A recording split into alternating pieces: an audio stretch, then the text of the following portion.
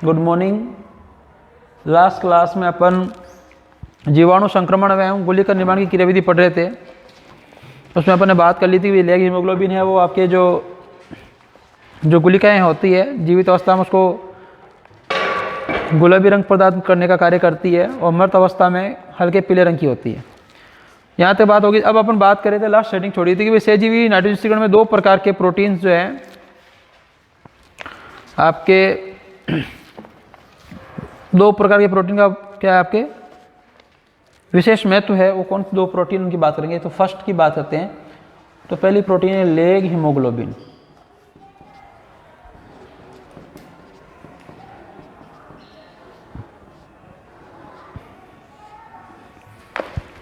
कि भाई leg haemoglobin की बात करते हैं। देखिए क्या है ये, क्या किस प्रकार की प्रोटीन है, क्या कार्य करती है। देखिए कि सक्रिय एवं क्रियाशील जो गुलिकाएं में एक लाल गुलाबी रंग का वर्णक पाया जाता है उसे क्या कहते हैं, लेग हीमोग्लोबिन। कल पढ़ चुके थे कि सक्रिय और क्रियाशील जो आपकी गुलिकाएं गांठें बनती हैं लेग्यूमिनोसा के पादपों की जड़ों में, गुलिकाएं उसे कहा जाता है। तो क्रियाशील गुलिकाओं के अंदर ये गुलाबी रंग का वर्णक होता है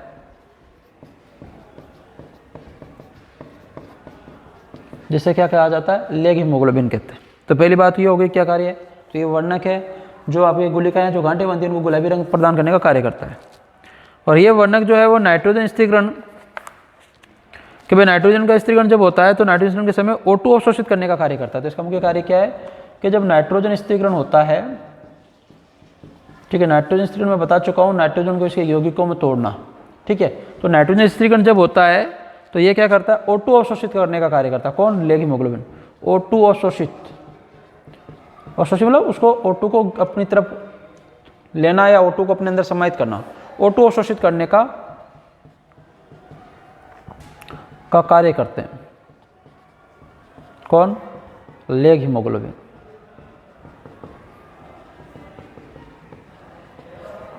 ठीक है, क्या हो गया अभी तक कि भाई ये गुलाबी रंग का वर्णक है जो आपके गांठें बनती है, गुलिकाएं ग्रंथिकाएं उनको गुलाबी रंग प्रदान करता है। और जब नाइट्रोजन स्थिरीकरण होता है तो ये O2 अवशोषित करता है, O2 को ग्रहण करता है। इससे क्या होता है देखिए, इसका ये O2 ग्रहण करेगा तो क्या होगा, यदि नहीं ग्रहण करेगा तो क्या होगा। तो ये O2 ग्रहण करता है, इससे क्या होता है कि O2 अवशोषित करने का कार्य करता है। क्योंकि नाइट्रोजन स्थिरीकरण करने वाला जो एंजाइम है, कि भाई नाइट्रोजन का स्थिरीकरण करने वाला जो एंजाइम है जो नाइट्रोजन स्थिरीकरण में योगदान देता है उसे बोलते हैं नाइट्रोजिनेज। ध्यान रखना क्वेश्चन बन सकता है, नाइट्रोजन स्थिरीकरण में कौन सा एंजाइम काम करता है, तो नाइट्रोजिनेज। तो ये नाइट्रोजिनेज जो है ये ऑक्सीजन के प्रति अत्यधिक क्या है कि भाई ऑक्सीजन के प्रति तो O2 के प्रति क्या है, अति संवेदनशील है। इसका मतलब क्या होता है कि बात करते हैं, अति संवेदनशील है। इसका मतलब क्या हुआ कि ये केवल अनोक्षी वातावरण में ही सक्रिय रहता है। मतलब क्या हुआ कि नाइट्रोजिनेज भाई कि भाई नाइट्रोजन जो है ये वातावरण वाली नाइट्रोजन है, इसको तोड़ के यदि आपको नाइट्रेट बनाना है ताकि वो पौधे ग्रहण करें, इसके लिए नाइट्रोजिनेज एंजाइम की उपस्थिति जरूरी है, ठीक है। और नाइट्रोजिनेज की क्या कंडीशन है, क्या कहता है कि मैं तब भी नाइट्रोजन को नाइट्रेट में बदलूंगा जब मुझे ऑक्सीजन बिल्कुल नहीं मिले, ठीक है। ऑक्सीजन मिल गई तो ये बंदा कार्य नहीं करता है, ये एंजाइम बिल्कुल भी काम नहीं करेगा। मतलब ये ऑक्सीजन की उपस्थिति में काम नहीं करता है। इसका मतलब समझ आ गया, O2 के प्रति अत्यधिक सभी मतलब प्रति का मतलब हो जाता है साइंस के अंदर उल्टा विपरीत। O2 प्रति आ गया मतलब O2 नहीं चाहिए। दो कंडीशन होगी, O2 चाहिए, यदि ऐसा होता O2 के साथ में अति संवेदनशील तो अलग हो जाता, प्रति मतलब O2 नहीं चाहिए इसको, मतलब ऑक्सीजन की बिना ये कार्य करेगा। कि भाई ऑक्सीजन आ गई तो फिर ये नाइट्रोजन को नाइट्रेट में नहीं बदलेगा, और नाइट्रोजन को नाइट्रेट में नहीं बदलेगा तो स्थिरीकरण नहीं होगा। तो नाइट्रोजिनेज है वो क्या करता है कि अवायवीय कंडीशन मतलब बिना ऑक्सीजन की उपस्थिति में, अवायवीय कंडीशन मतलब O2 की एब्सेंट में, ठीक है, O2 की अनुपस्थिति में क्या करता है, ये कार्य करता है। तो इसका मतलब क्या हुआ, अब लेग हीमोग्लोबिन का कार्य समझ गया कि भाई लेग हीमोग्लोबिन क्या करता है, इस O2 को ग्रहण कर लेगा तो नाइट्रोजिनेज के प्रति क्या, नाइट्रोजिनेज के पास ऑक्सीजन पहुंचेगी नहीं, और नाइट्रोजिनेज क्या कर देगा, नाइट्रोजन को नाइट्रेट में बदल देगा। तो आप समझ आ गया लेग हीमोग्लोबिन का कितना महत्वपूर्ण है। यदि लेग हीमोग्लोबिन नहीं होता तो नाइट्रोजन स्थिरीकरण नहीं होता, ठीक है। तो ये क्या है आपके नाइट्रोजिनेज है, ये क्या करता है, अवायवीय कंडीशन जो होती है, या अपन कह सकते हैं अनोक्षी के में पढ़ चुके हैं अपन उस चैप्टर में श्वसन वाले में, अनोक्सिक है या अवायवीय है, मतलब O2 के एब्सेंट में ही क्या करता है, ये सक्रिय रहता है। कौन? नाइट्रोजन है। अब क्या है, ऑक्सीजन की उपस्थिति में निष्क्रिय हो जाएगा कि भाई ऑक्सीजन की उपस्थिति रही तो ऑक्सीजन की उपस्थिति में नाइट्रोजनेस क्या हो जाएगा, निष्क्रिय हो जाएगा, कुछ काम नहीं करेगा। उपस्थिति में क्या हो जाता है, निष्क्रिय, मतलब क्रिया नहीं करता है। अब ये क्रिया नहीं करेगा क्या होगा, आपके नाइट्रोजन जो है वो नाइट्रेट में नहीं बदलेगी, मतलब नाइट्रोजन का स्थिरीकरण नहीं होगा। तो इसलिए लेग हीमोग्लोबिन क्या करता है कि भाई लेग हीमोग्लोबिन जो प्रोटीन है ये क्या कार्य करती है कि भाई ये O2 को क्या कर लेती है, अवशोषित कर लेती है। और O2 को अवशोषित करने से क्या हो जाता है कि नाइट्रोजनेज को निष्क्रिय होने से बचा लेती है। तो O2 अवशोषित होने से क्या हो जाता है, आपके नाइट्रोजिनेज जो एंजाइम है, नाइट्रोजनेज एंजाइम, ये निष्क्रिय नहीं होगा और निष्क्रिय नहीं होगा। अतः इस वर्ण की उपस्थिति में, अनुपस्थिति में नाइट्रोजन स्थिरीकरण संभव नहीं है कि भाई इसने O2 ग्रहण कर ली, तब नाइट्रोजनेज तो कह रहा है कि भाई सब मैं तो काम करने के लिए तैयार हूँ लेकिन मुझे ऑक्सीजन नहीं चाहिए। तो वो लेग हीमोग्लोबिन कहता है कोई टेंशन मतलब ऑक्सीजन को मैं ले लूँगा, तो ये ऑक्सीजन ले लेगा तो फिर ये कह रहा है मैं काम कर दूंगा, ये अपना काम कर लेगा, काम कर लो नाइट्रोजन को नाइट्रेट में बदल देगा। तब आपको समझ में आ गया होगा कि लेग हीमोग्लोबिन नहीं होगा तो क्या होगा, नाइट्रोजन स्थिरीकरण संभव नहीं होगा। तो ये बहुत ही महत्वपूर्ण प्रोटीन है। गुलाबी रंग वर्ण ये तो एक इसका अलग साइड की जॉब कह सकते हैं, सेकंड काम है। जो परमानेंट या प्राइमरी वर्क क्या है, ऑक्सीजन को अवशोषित करना। इससे क्या होगा कि आपको पता है नाइट्रोजिनेज है, नाइट्रोजन को इसमें बदलेगा आपके नाइट्रेट में। नाइट्रोजन स्थिरीकरण करने के लिए जो एंजाइम कार्य करता है उसके लिए कंडीशन क्या है, वो ऑक्सीजन की अनुपस्थिति में ही कार्य करेगा।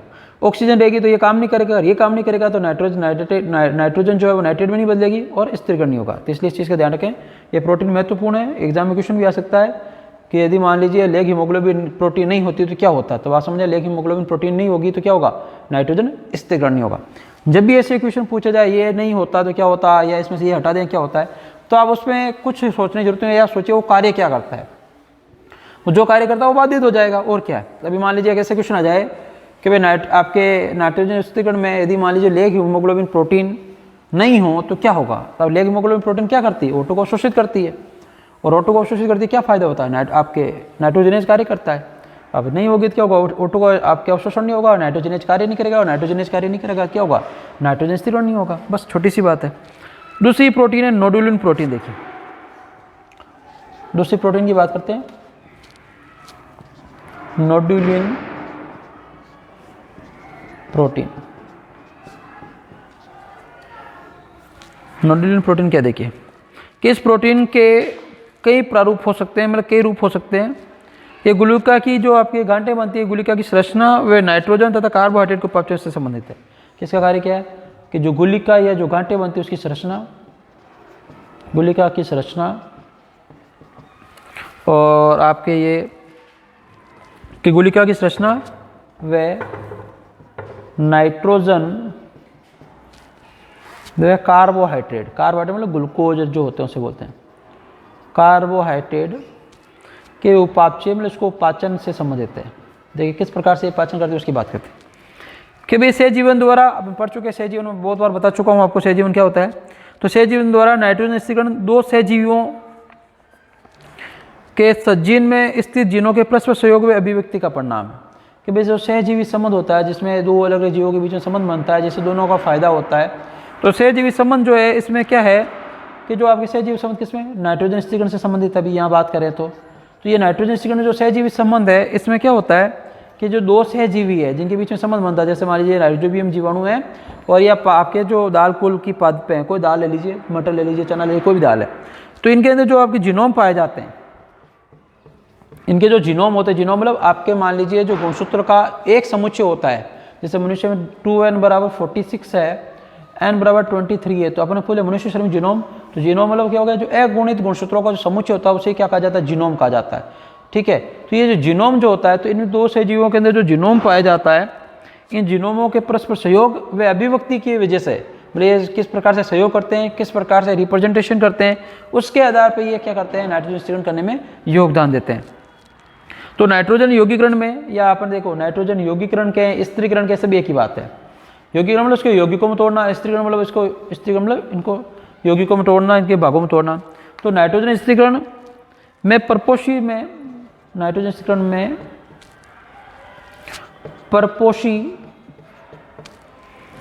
के नोड जीन, परपोषी के नोड जीन व जीवाणु के नोड, जिसे कहा जाता है नीफ, ध्यान रखना, नीफ व फिक्स जीनों का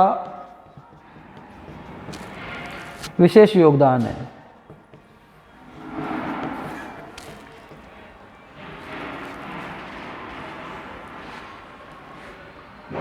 और देखिए इसमें क्या कार्य, नोड जीन क्या कार्य करती है और नीफ जीन क्या कार्य करती है, फिर इसकी बात करते हैं। नोड जीन और नीफ जीन की बात करें, क्योंकि नोड जीन का कार्य है गुलिकाओं का निर्माण करना, गांठें बनाना, गुलिकाओं का निर्माण, और नीफ जीन का कार्य है आपके नाइट्रोजन स्थिरीकरण करना। अब क्या बात हुई कि भाई अपन ने अभी पढ़ लिया कि भाई जो सहजीवी संबंध होता है उसमें जो नाइट्रोजन स्थिरीकरण हो रहा है यहाँ पे, तो इसमें दो सहजीवी है। जैसे कौन है दो सहजीवी, एक तो आपके जीवाणु है, एक आपके ये दालकुल का कोई एक पादप ले लीजिए जिसके बीच में संबंध बन रहा है, ठीक है। तो दोनों के जो जीनोम है वो परस्पर कैसे सहयोग करते हैं, किस प्रकार से अभिव्यक्त होते हैं, मतलब किस प्रकार से वो प्रकट होते हैं, उसके आधार पर वो नाइट्रोजन स्थिरीकरण करेंगे। तो नाइट्रोजन स्थिरीकरण जो परपोषी है, परपोषी मतलब आपके हो गया पादप, ठीक है। तो परपोषी के अंदर क्या पाया जाता है, नोड जीन, ठीक है। वह जीवाणु जो होते हैं इनके देखो अंदर क्या पाया जाता है, नोड जीन पाया जाता है, और एक क्या होता है नीफ जीन और एक फिक्स जीन, दो जीन पाए जाते हैं, ठीक है। कि भाई क्या होता है कि भाई परपोषी के नोड जीन वह जीवाणु के नोड जो है निफ है, कि भाई जीवाणु और परपोषी के अंदर नोड पाए जाते हैं ये, और एक निफ जीन पाए जाते हैं। तो नोड जीन का कार्य क्या है कि जो नोड जीन पाया जाएगा ये क्या करेगा, गुली का निर्माण करेगा, गांठे बनाने का कार्य करेगा, और निफ जीन क्या कार्य करेगा, नाइट्रोजन स्थिरीकरण करेगा। ध्यान रखना, एक नंबर क्वेश्चन आ सकता है, कैसा कौन सा जीन है जो नाइट्रोजन स्थिरीकरण का कार्य करता है, निफ जीन करता है। सबको पता है जीवाणु तो करते हैं, साथ में अलावा ये निफ जीन जो पाए जाते हैं ये भी क्या करते हैं, नाइट्रोजन स्थिरीकरण का कार्य करते हैं। इस वजह से इंग्लिश में से लिखा जाता है निफ जीन, ठीक है। तो ये दोनों क्या प्रोटीन में, नोडुलिन प्रोटीन में क्या हो गया कि भाई एक तो नोड जीन पाए जाते हैं जो गुलिकाओं का निर्माण करते हैं, निफ जीन पाए जाते हैं वो क्या करते हैं, नाइट्रोजन स्थिरीकरण का कार्य करते हैं। तो ये हो गया आपके दोनों प्रोटीन के बारे में, ध्यान रखना, निफ जीन के बारे में और नोड जीन के बारे में। इससे आगे बात करते हैं सहजीवी नाइट्रोजन स्थिरीकरण की क्रियाविधि, कि भाई सहजीवी जो नाइट्रोजन स्थिरीकरण होता है, अभी पढ़ लिया कि भाई किस प्रकार से नाइट्रोजन स्थिरीकरण होता है, कौन कौन से गांठें बनती है, कौन कौन से प्रोटीन काम आते हैं। अब ये पूरी इसकी क्रियाविधि पढ़ने वाले हैं कि भाई किस प्रकार से होने वाला है, ठीक है, किस प्रकार से ये अपने यौगिकों में टूटता है उसकी बात करेंगे।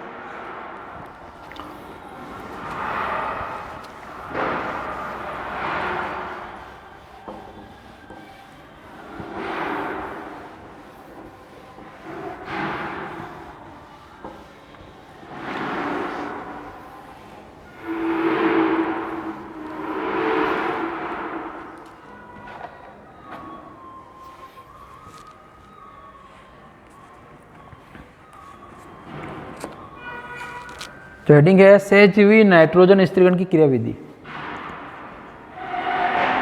सहजीवी नाइट्रोजन स्थिरीकरण की क्रियाविधि।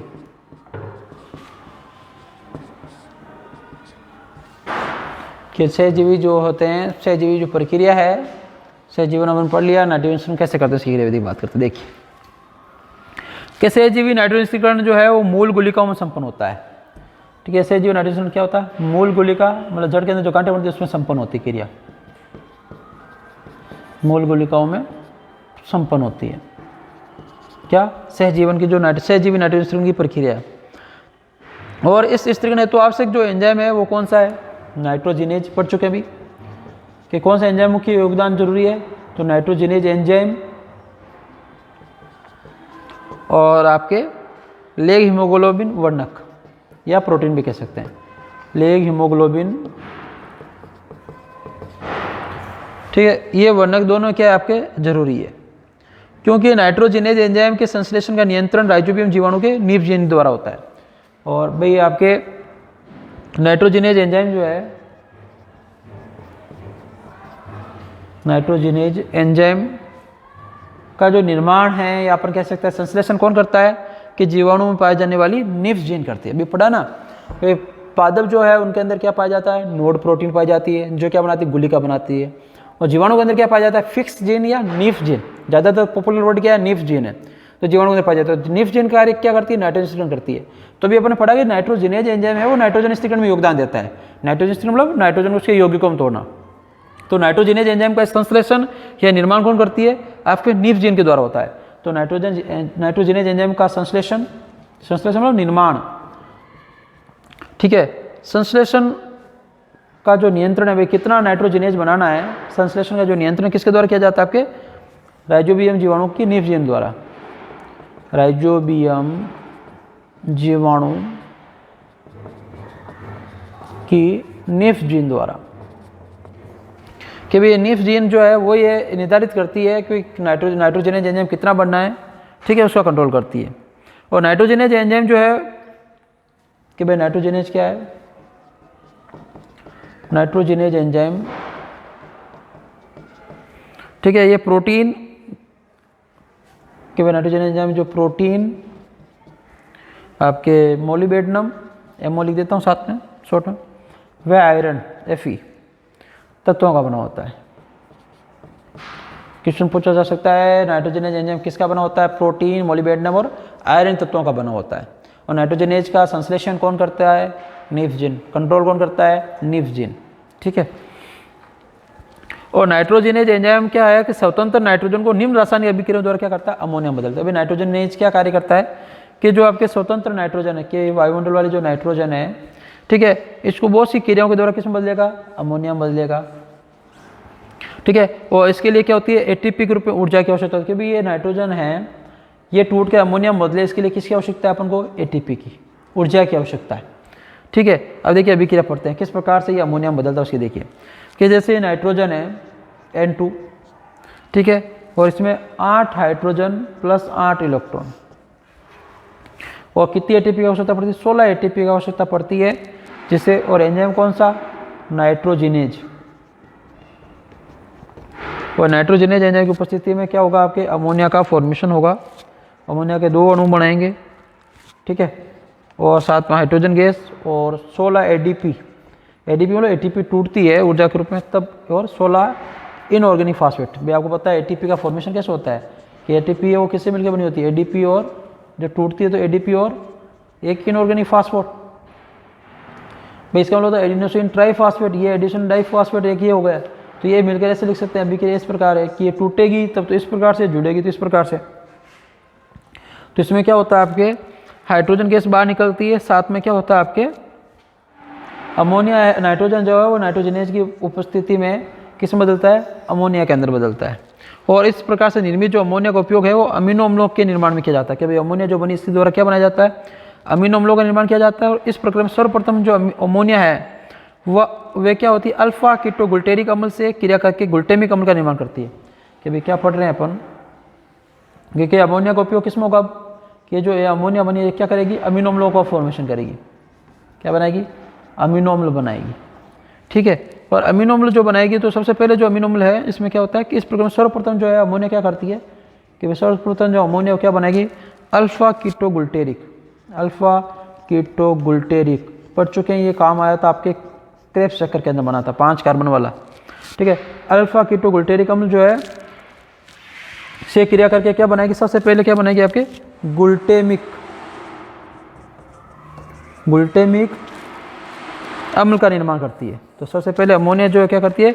गुल्टेमिक अम्ल का निर्माण करती है, और गुल्टेमिक अम्ल से अन्य प्रकार के अमीनो अम्लों का निर्माण होता है। तो पूछा जा सकता है 1 नंबर क्वेश्चन कि सबसे पहले अमीनो अम्ल जो है वो क्या करती है? आपकी क्रिया करके अल्फा कीटोगुल्टेरिक अम्ल बनाती है, और अमोनिया सबसे पहले अल्फा कीटोगुल्टेरिक अम्ल से क्रिया करके क्या बनाती है? गुल्टेमिक अम्ल बनाती है, और गुल्टेमिक अम्ल से बाकी बाद में अमीनो अम्लों का निर्माण होता है। तो इस प्रकार से क्रिया होगी कि सबसे पहले नाइट्रोजन जो है नाइट्रोजनेज एंजाइम की उपस्थिति किस में बदलता है? अमोनिया में बदलता है। और अमोनिया सबसे पहले अल्फा कीटोगुल्टेरिक अम्ल से क्रिया करके क्या बनाती है? गुल्टेमिक अम्ल बनाती है। तो सबसे पहले पूछा जाता है कौन सा अम्ल बनता है? तो आपके गुल्टेमिक अम्ल का निर्माण होता है। अब देखिए अमोनिया का स्वांगीकरण कि भाई अमोनिया किस प्रकार से टूटती है, किस प्रकार का प्रोसेस रहता है, तो उसकी बात करेंगे।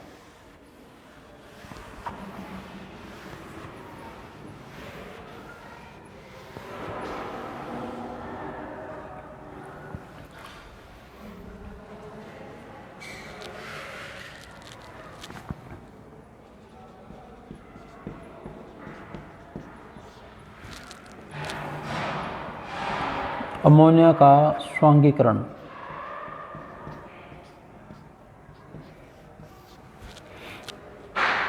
कि भाई अमोनिया का किस प्रकार से यूज होता है, किस प्रकार से इसका उपयोग होता है, उसकी बात करने वाले। कि भाई जैविक नाइट्रोजन स्थिरीकरण में, जैविक मतलब जीवित जीवों के द्वारा जैविक नाइट्रोजन स्थिरीकरण में अमोनिया का निर्माण होता है, परंतु अमोनिया जो है वो अमोनियम आयन पादपों के लिए क्या होते हैं कि भाई जो आपके अमोनिया जो बनती है, अमोनिया व अमोनियम आयन, ये पादपों के लिए क्या होते हैं, विषाक्त होते हैं, जहरीले होते हैं, पादप इनको ग्रहण नहीं कर सकते, पादपों के लिए विषाक्त।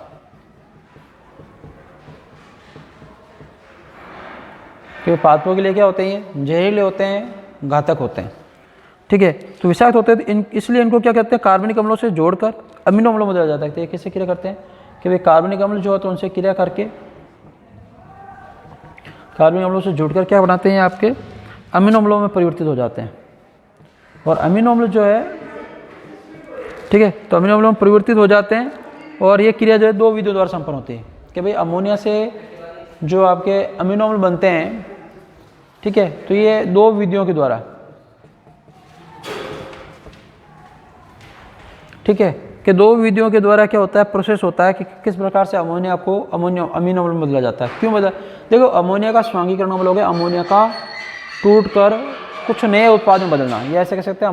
अमोनिया का उपयोग किस प्रकार से होता है, अमोनिया किस प्रकार से यूज आता है, ठीक है, तो अमोनिया जो है और अमोनियम आयन है, ये पादपों के लिए जहरीले होते हैं, तो इसलिए इसको किस में, ये कार्बनिक अम्लों के साथ क्रिया करके क्या बनाएंगे, अमीनो अम्ल बनाएंगे। तो ये दो स्टेप होता है। फर्स्ट है आपके 1 नंबर पे अपचयनशील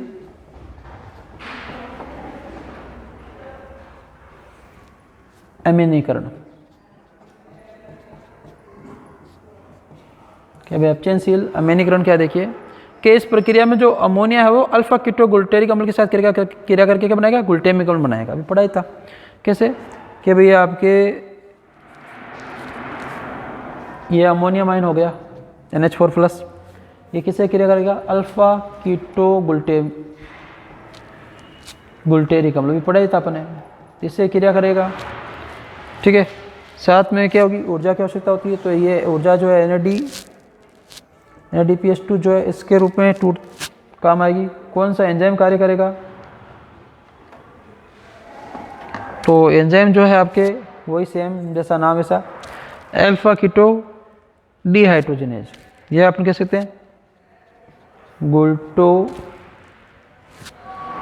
गुल्टोमेटिक डिहाइड्रोजिनेज क्योंकि ये हाइड्रोजन बाहर निकलता है, टूटता है, ठीक है, और क्या बनेगा, उत्पाद क्या बनेगा, ग्लूटामेट। ये क्या बन जाएगा, ग्लूटामेट एक आपके अमीनो अम्ल है और साथ में आपके हाइड्रोजन मुक्त हो जाएगी और ये NADP, ठीक है, डिहाइड्रोजन मतलब हाइड्रोजन बाहर निकलता है। तो पहला एक क्रिया होगी, क्या हो गया कि अपचयन हो रहा है। अपचयन मतलब क्या हो रहा है, हाइड्रोजन जो है, जब हाइड्रोजन जो है इसमें क्या हो रहा है, बाहर निकल रहा है। अब देखिए आ गया दूसरा पॉइंट आ गया आपके, दूसरी विधि कौन सी है, ट्रांसएमिनेज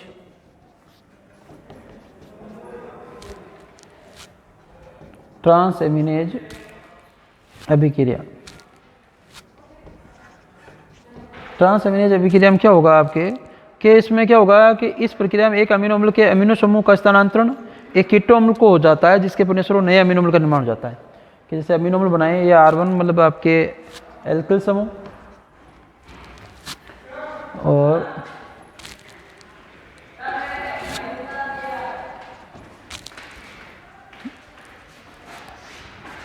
कि भाई ट्रांसएमिनेशन के द्वारा 17 प्रकार के अमीनो अम्लों का क्या होता है, आपके निर्माण होता है।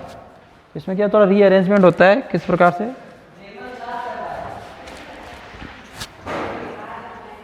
कि भाई एक प्रकार ये अमीनो अम्ल है, इसका क्या होता है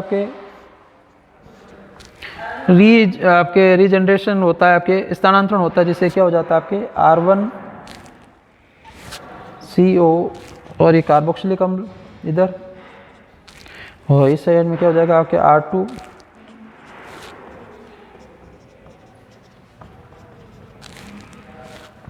के बीच में। ये क्या होता है कि R1 जो है ये R2 की जगह चला जाता है और R1 जो है वो R2 की जगह जाता है। रीअरेंजमेंट हो जाता है। इस प्रकार से रीअरेंजमेंट के द्वारा कितने 17 प्रकार के अमीनो अम्लों का फॉर्मेशन होता है। 17 प्रकार के अमीनो अम्ल है वो बनते हैं किसके द्वारा, ये रीअरेंजमेंट के द्वारा। ठीक है, कि किसके, ट्रांस अमीनेज। इसमें क्या होता है कि भाई अमीनो अम्ल है, ठीक है, उनका क्या होता है, ट्रांसफ़र होता है कि किसके द्वारा, कीटो अम्ल के द्वारा। तो ये कीटो अम्ल है इस प्रकार से। तो ये R1 की जगह क्या आ जाएगा आपके, R2 की जगह तो R1 आ जाएगा और R1 की जगह R2 आ जाएगा। देख लिए कि भाई इसमें R1 था वो किसकी जगह आ गया, R2 की जगह, यहाँ पे आ गया इसकी जगह, और ये R2 था वो R1 की जगह चले जाएगा। इस प्रकार से क्या होता रहता है, आपके अरेंजमेंट होता रहता है और ये ट्रांसफ़र चलता रहता है। तो आज के लिए अपन इतना ही पढ़ेंगे, बाकी है वो नेक्स्ट क्लास में बात करेंगे। धन्यवाद।